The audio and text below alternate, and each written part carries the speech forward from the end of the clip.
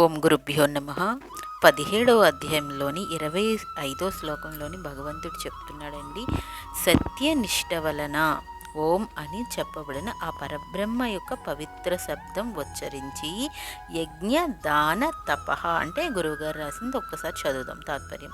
కర్మలను ఎవరైతే తాము చేసే వివిధములైన దానములు, హోమములు, పూజలతో కలిపి చేస్తారో అట్టివారు మోక్షమునను కోరి బ్రహ్మపదం లభించే సాత్విక నిష్టను ఆచరించేవారు పొందే ఉత్తమ గతులను పొందుతారు అని చెప్తున్నారు.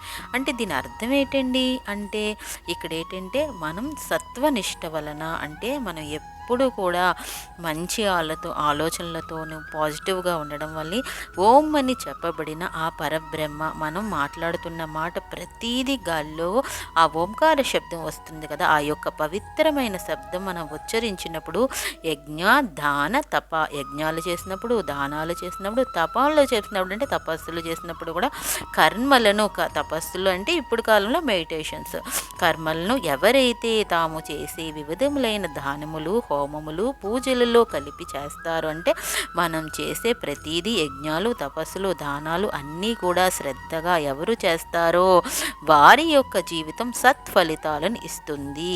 చేసే మంచి ఫలితాన్ని సత్ అనే శబ్దం ద్వారా అంటే ఆ పలికే యొక్క మంత్ర ఉచ్చరణ ద్వారా ఇల్లుకి పాజిటివ్ ఎనర్జీ వచ్చి ఆ గాలిలో ఉన్న శబ్దం వలన మనం చేసే పనులకు ఆ ఫలితం తప్పనిసరిగా వస్తుంది అని ఆ పరమాత్మ ఈ యొక్క అధ్యాయంలో చెప్తున్నారన్నమాట. ఆ బ్రహ్మపదం లభించే సాత్విక నిష్టను ఆచరించేవారు అంటే ఇలా భగవంతుడి గురించి తెలుసుకొని యజ్ఞయాగాదులు అన్నీ చేసినప్పుడు దాని ద్వారా మనకి మోక్షము అంటే ఈ జన్మలోనే కాదు వచ్చే జన్మలో కూడా ఉత్తమ గతులను పొందుతాము అంటారు.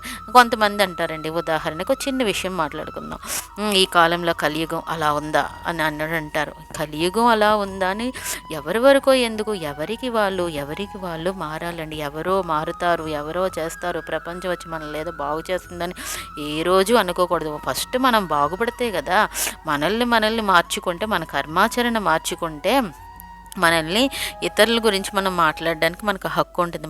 మనల్నే మార్చుకోపోతే ఇతరుల గురించి మాట్లాడడానికి ఏముంటుంది?